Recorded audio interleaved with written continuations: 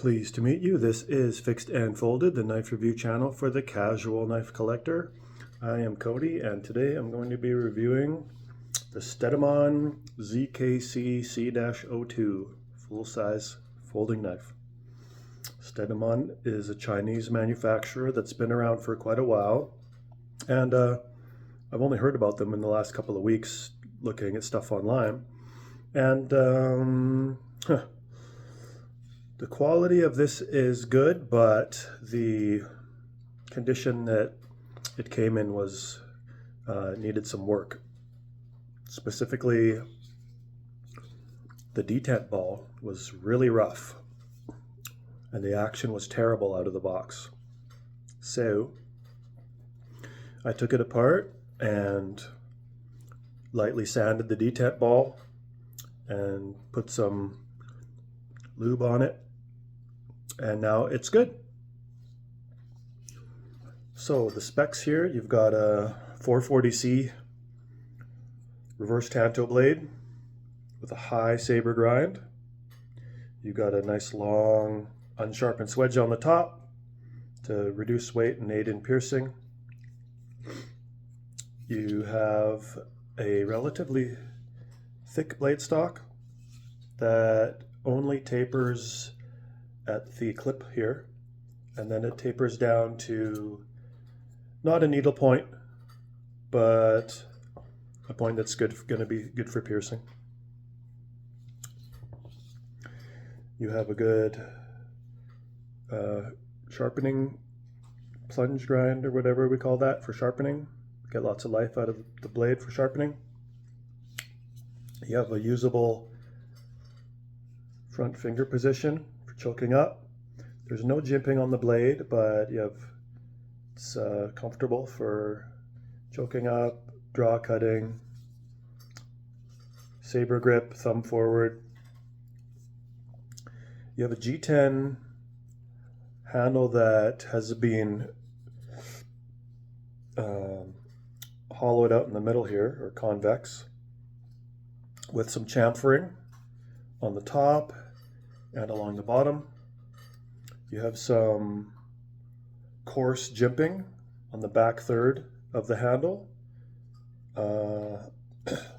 It aids a little bit with traction in the front position, but it provides a lot of traction in the reverse position. Reverse position is very comfortable, and hand comfort is good in the main position. The handle scales were not rounded off at the seams, and so I took some sandpaper, ran some sandpaper over it, as well as this aggressive jimping in the back, because it was nasty out of the box. And it's still nasty, but it's tolerable, comfortable. With these hollowed out handle scales, yeah, you do get good purchase on it. And the design here, you got your 2-finger area here cut out, and you've got a bit of a hump on the back, and it lends itself to feeling secure in the hand. You can see the pattern, which is really nice actually. You can see the pattern in the G10 there. It's like a wood grain. And you have a liner lock. Lockup is good. It's at about 50% of the blade stock at the lockup. And releasing it was from the box, it was really squeaky. And I just, maybe 60 times, I just kept releasing it, and eventually it went away, and now it's good. This runs on ball bearings, and the action is very good. It's a flipper only action. You have some moderate jimping on the flipper tab, skeletonized flipper tab. And the position is really good, action is good, and the blade is perfectly centered out of the box. Huh. The yeah, the visually it looks nice. You have these nice shiny hardware, T8s all around, T8 pivot, T8 body screws. Got a built-in lanyard hole in the back. Design is good for the pocket. This definitely passes my pocket test. This is 5 inches tall and my pockets are 5.5 inches in the front. No issue with pocket. The clip is funny. The clip came how I would have customized it, but this is not a good idea for the manufacturer because look at how low that bill is. You actually can't really get fabric under that. So that's goofy. Like, I don't use a pocket clip except to just rest my fingers against it for purchase. So got to take some pliers and bend the bill up a bit if you're going to be using the clip. It's not a deep carry. It's going to ride up this high. So you've got a bit of room material here to grab onto to pull it out. And the hand comfort on the pocket clip is great. Can't feel it at all. And then in the left-handed, my second finger just rests across it here in the valley. So position of the pocket clip is comfortable. Need to pry up the bill a little bit to use it. So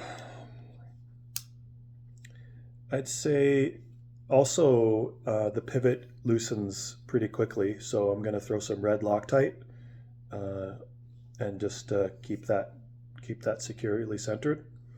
So yeah, I mean, if this is someone's first knife, it's not the best choice because it needs work from the box. If you get this in the same condition I got mine, you know, sand off the detent ball, maybe throw some Loctite into the pivot screw to get it keep it centered, maybe sand a little bit, and pry this up.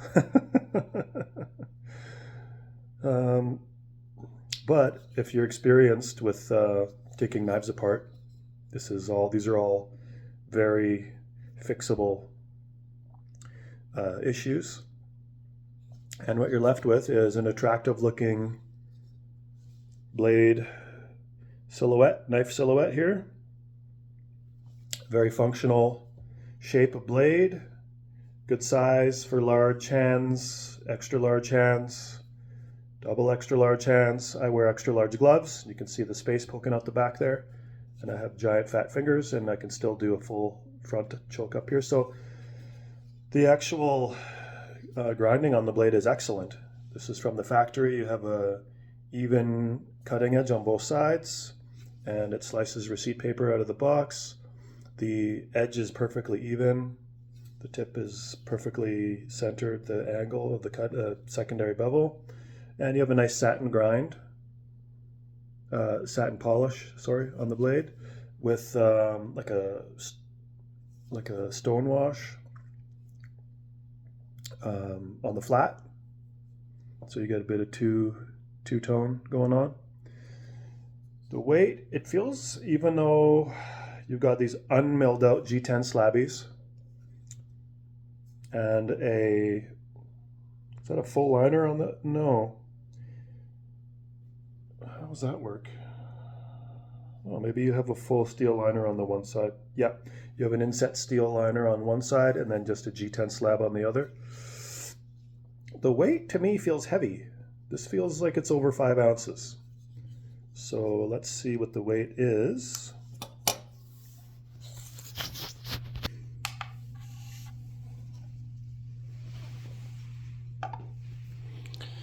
.7. Okay, so the weight is medium.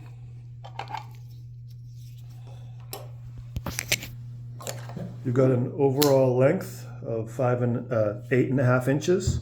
You have 3.5 inches of cutting area. You have 3.75 inches of total blade length and 5 inches of handle length, which you've got 5 inches total of usable handle length and then 4 inches in the main position. Yeah.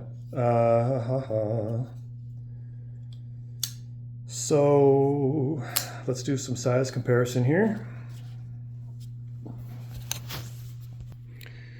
Start at my medium-sized knives. With this is like pair of 3, Benchmade bug out size. Can fit all my fingers on it. I wear extra large gloves. And now we're going up to paramilitary 2 size, Benchmade Freak, Benchmade Readout, which is what this is. It's a little bit longer. Microtech MSI, Sog Seal XR, and my upcoming review of the Recon Tanto Recon 1 fixed blade. So there's just a progression here, sizes, so you see where this fits in. The price on this knife was, I paid $81 all in. Ordered this from Blades Canada in Vancouver. So yeah, 81 Canadian. For the materials and the design, that's a fair price. But again, yeah, this shouldn't be someone's first knife unless they're experienced with breaking down, taking things apart.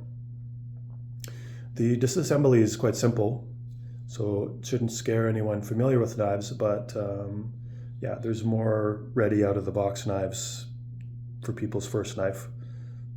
Ontario Rat 1, Rat 2, you know, Spyderco Pair 3, PM2, Benchmade Bug Out, Benchmade Freak. These are all going to be ready to use right out of the box without having to work on. But this guy does work well now, and it will once I Loctite it. It'll be a knife that I might end up keeping. So for me, out of 10, for the $80 for this, I'll give this 7.5. I think for someone who's new to knives, this would be probably a 6 because it does need a fair amount of work from it. Could this be someone's favorite knife? This could be someone's favorite knife if you really like to tinker with stuff and you like knives that you have to work on from time to time. This will be a good knife for you. So that concludes my review of the Stedemon ZKC C-02. Have a great day. I have more knives coming. I will see you later. Take care.